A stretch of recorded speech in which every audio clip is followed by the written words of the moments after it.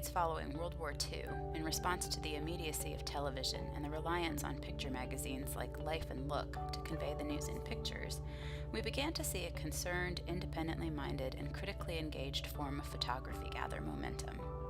Photographers engaged in social documentary practice more and more rejected the idea of neutral, objective, or straight-up photojournalism destined for the morning headlines in favor of self-assigned reporting that tackled big-picture problems like race and racism, global inequalities, armed conflict, and the Cold War in a nuanced and evocative way.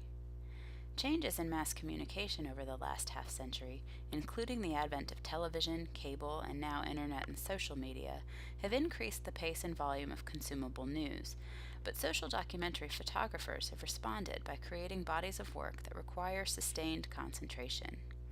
Since the late 1950s and 60s, photographers have increasingly combined their skills as reporters and artists, producing extended photo essays, books, and exhibitions that delve deeply into humanistic topics and present distinct personal visions of the world. These photographers embrace the gray area between objectivity and subjectivity, information and interpretation, and journalism and art. And the results have been visual reports that transcend the pre-World War II ideas of what social documentary photography is that we examined in Part 1. While pre-World War II social documentary photography was geared towards progressive reform and government action, social photography after World War II and beyond to contemporary practice is concerned with stimulating reflection and dialogue about the state of our world and our responsibilities in it. To understand how this shift in thinking and change in practice evolved, we have to take a step back in time to the 1920s and 30s, when the first set of major changes to institutionalized journalism took place in the United States and Europe, as mass media grew at an astounding pace. And here, I think it's important for me to say that I've presented this material from an undoubtedly Western perspective and ignored developments in most of the rest of the world. That's because A, we don't have time to get into it, this subject could be an entire semester's course on its own, and B, because you are students living and working in America right now, American history seems like the most relevant topic to cover in the short amount of time we do have.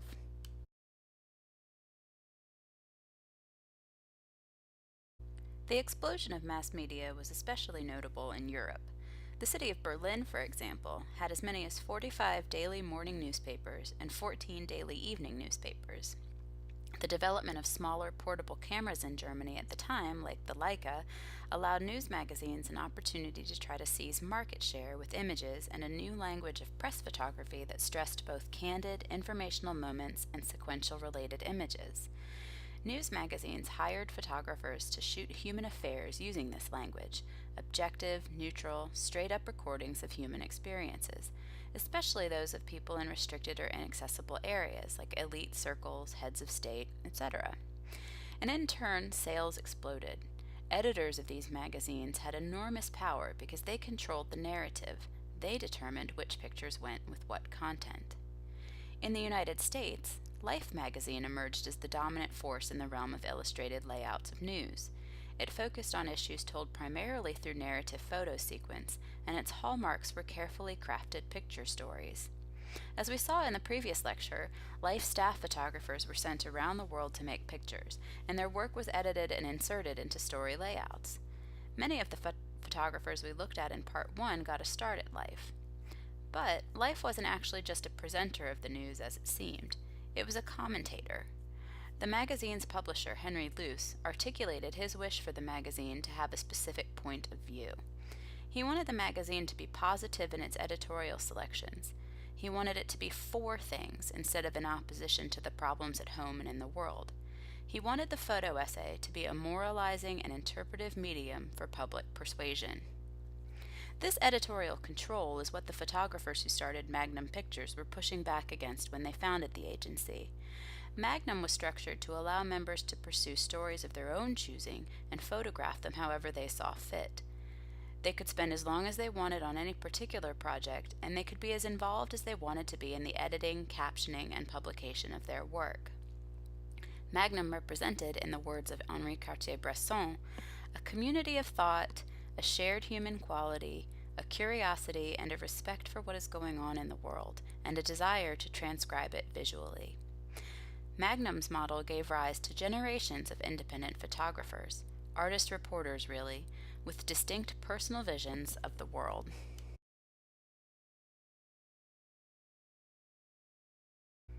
The Magnum Rebellion spawned other breaks with editorial hierarchies into the 1960s. In 1966, Cornell CAPA, Robert Capa's brother, who'd been a staff photographer at Life in the 50s and 60s and then with Magnum, started a fund for socially committed photography called the International Fund for Concerned Photography. In 1966, he put on the Concerned Photographer exhibition and published a corresponding book in 1968. The exhibition featured Leonard Freed, who we'll look at a little more closely in just a bit, and 5 other photographers or witness artists whose work demonstrated a humanitarian impulse to use pictures to educate and change the world, and was meant to push back against the production demands and controls exercised by the mass communications media on the photographer. His fund eventually led to the creation of the International Center of Photography in 1977.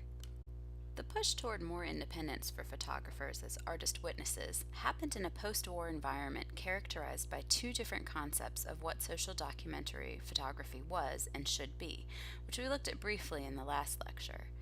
Edward Steichen's tenure at the Museum of Modern Art represented the concept that documentary photographs were merely teaching tools, didactic representations that illustrated a particularly editorial point of view. In his exhibitions at MoMA, Steichen appropriated the visual language of television, bursts of information that seemed objective, immediate, and accessible, in order to attract large audiences.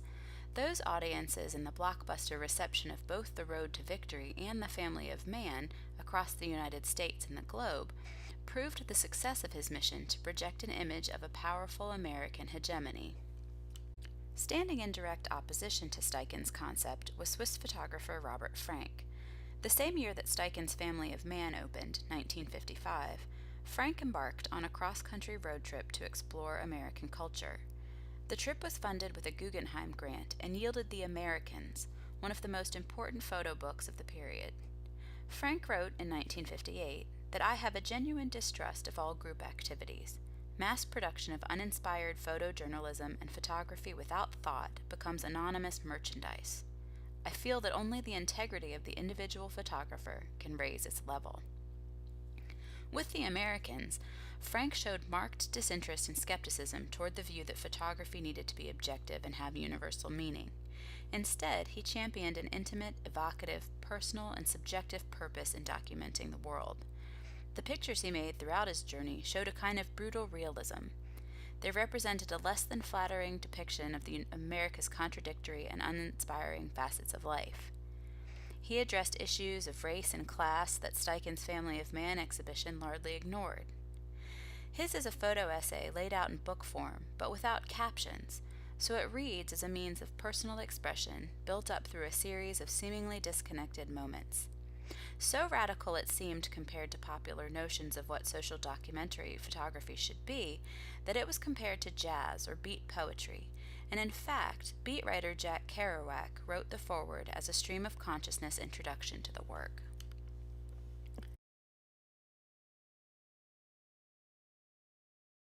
The idea of documentary photography as counterculture and personal expression without journalistic pretext became popular in the 1960s and exemplified in artists like Diane Arbus, Lee Friedlander, and Garry Winogrand, who were all featured in the Museum of Modern Art's New Documents exhibition of 1967. John SZARKOWSKI, the museum's director of photography who took over for Steichen in 1962, chose these artists because, as he said, they had redirected the technique and the aesthetic of documentary photography to more personal ends. Their aim has not been to reform life, but to know it. All 3 artists were young and relatively unknown at the time, and all 3 went on to be famous and extremely influential to generations of contemporary photographers. Diane Arbus was most famous for shooting outsiders, trans people, nudists, carnival workers, dwarves, and other marginalized people. But she was also equally drawn to ordinary subjects, children, mothers, families, etc. She photographed her subjects in familiar settings, at home, at work, in the park, and she was fascinated both by people visibly creating and celebrating their own identities and by those who were trapped by their identities, and she looked to illuminate the dignity of forgotten and neglected people. Lee Friedlander created a visual language of urban social landscape. He's still active today, and we'll look more at his work when we talk about street photography. Gary Winogrand, like Friedlander, was among the first generation of American street photographers.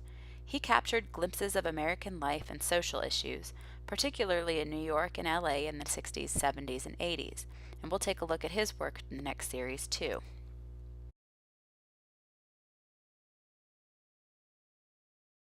Edward Steichen and Robert Frank represent two extremes of post-war social photography, but many photographers working in this period navigated a path between these two extremes and defined a new photojournalism. Leonard Freed is a photographer whose work fits this mold, producing documentary reports that were both persuasive and expressive and analytical and evocative. If you remember your American history, you remember that the politics of the 1960s was characterized by a mounting concern for individual civil rights and social justice. Many of the important photographic projects to come out of this period reflected the same concern. Taking a powerful and experiential approach to photojournalism, Freed spent 3 years traveling the country, starting in 1962, in order to understand and report on the lives of African Americans living in a segregated United States. His Black and White America, published in 1968, was the outcome of this investigation, a visual diary with moralizing purpose. Black and White America is a personal and social recording meant to effect change through communication. With it, Freed both recorded important events of the civil rights movement, including the 1963 March on Washington, and also, more often, quiet aspects of life in black communities.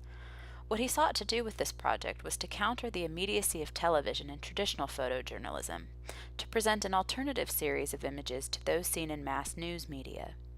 Where many images of the civil rights era projected in the mass media were characterized by violence and strife, Freed's images offered quieter, more intimate glimpses into the daily life of those oppressed.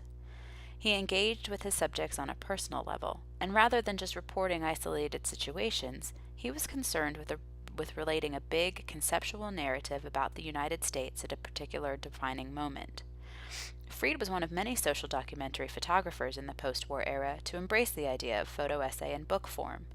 Amid transformations in the news industry during the 1960s, many independent photojournalists embraced the book because it allowed them time to focus on larger, more deeply rooted issues and timely versus immediate dissemination of the images and information. In these books, single images work on their own, but as a collective, they represent a big picture message greater than the sum of its parts. Books allowed social documentary photographers a higher degree of visual creativity, complexity, and depth than could be achieved on TV, and they allowed photographers to engage with the world from a personal point of view.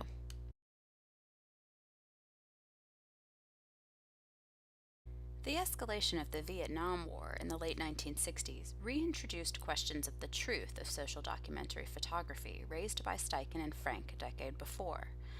The Vietnam War is often referred to as America's first television war. Night after night, viewers were subjected to images of violence and destruction. Reporters and photojournalists alike were faced with a question of how to cover a difficult, muddled conflict that didn't have a clear winner or loser. Did they report the situation in a neutral, objective way, or did they do so from their own personal point of view as they experience it? This was the first war that made popular the idea of an embedded civilian reporter. Malcolm Browne, who took this famous image in the conflict, wrote that Vietnam doesn't lend itself well to numerical reporting, or even to the kind of simple narrative statement required of the average newspaper lead. There are too many uncertainties, too many shades of gray, too many dangers of applying English language cliches to a situation that cannot be described by cliches. Philip Jones Griffiths chose to report the war from a personal point of view. He published Vietnam, Inc. in 1971 as a broad critical investigation of the conflict. He started the project in 1966, just as the war was beginning to escalate, and quickly saw the war as a misguided endeavor. The images he presents in Vietnam, Inc. sought to unravel the misguided nature of the war's purpose. With his pictures, he tries to examine the why of the conflict's failures in a blatantly subjective and analytical way, using his own personal experience to build up a larger argument about the war.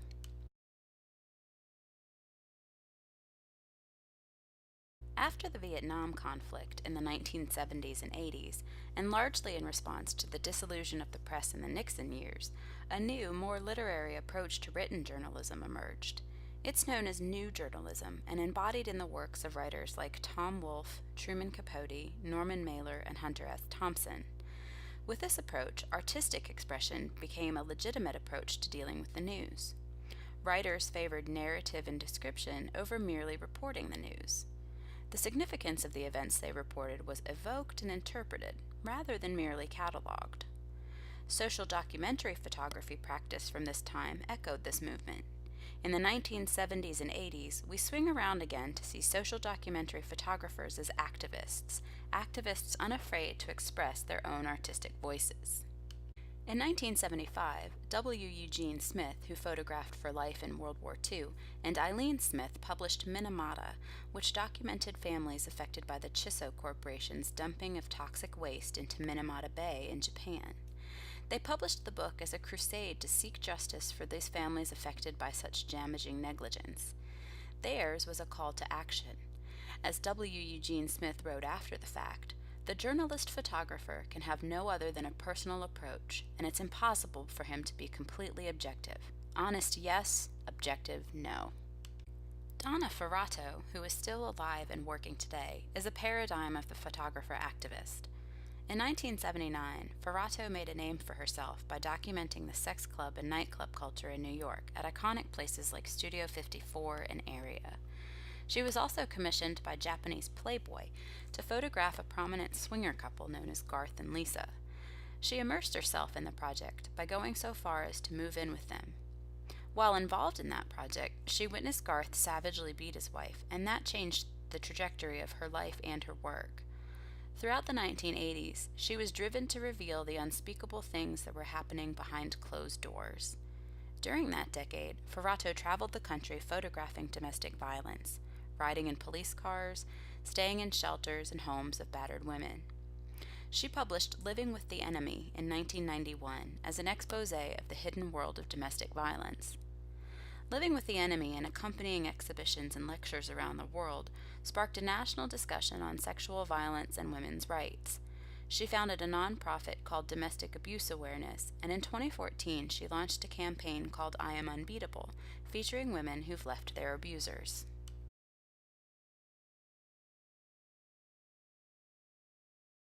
In the 1970s and 80s, documentary films and filmmakers took similar approaches to those of the new journalists and a new generation of social documentary photographers.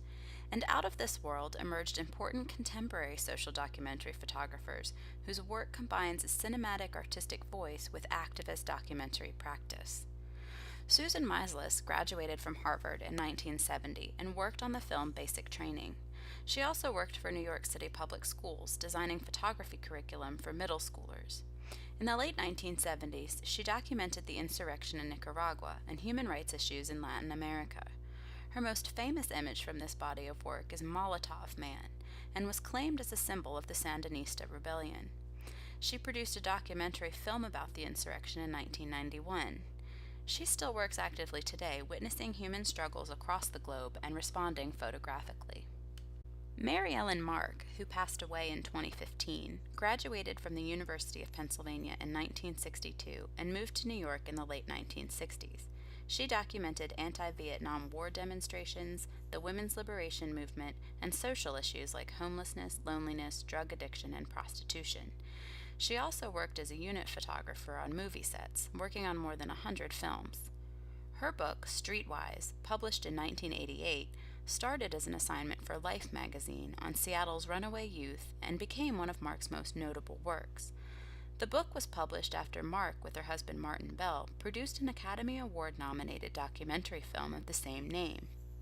The images, especially those of the main character, Tiny, are haunting and cinematic. Lauren Greenfield, an artist, photographer, filmmaker, graduated from Harvard in 1987, and after an internship at National Geographic magazine, published a book in 1997 called Fast Forward: Growing Up in the Shadow of Hollywood. In 2002, she produced a second major book about the self-esteem crisis among American women called Girl Culture. She's also an active filmmaker, and her film, Generation Wealth, was the opening night film at Sundance in 2018.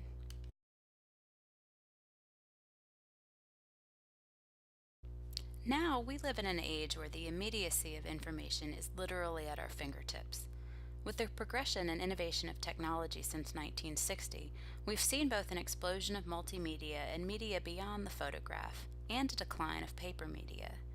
These things have led some to claim that social documentary photography is dead. I've tried to illustrate in this lecture that it's anything but. The contemporary photographers I've mentioned represent an extremely small sample of artist-photographer activists out there working today. But, given the current state of mass media and news culture and social media, social documentary photography does face certain existential questions. A common question asked by critics of social media photography is, does focusing on the genius of photographers and their art subordinate the political message of the work? That is the work true activism? Another question is, does beautifying tragedy or oppression desensitize us to it?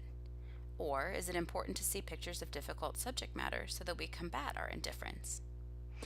Our job as photographers in the era of fake news is to ask these questions and listen to our own voice. In the next series of lectures, we're going to focus on street photography, a type of social documentary photography championed by Henri Cartier-Bresson and the generations of photographers who came after him, fascinated by everyday human condition in major cities and urban areas around the world. We'll look for the decisive moment and see how you can apply it to your own work.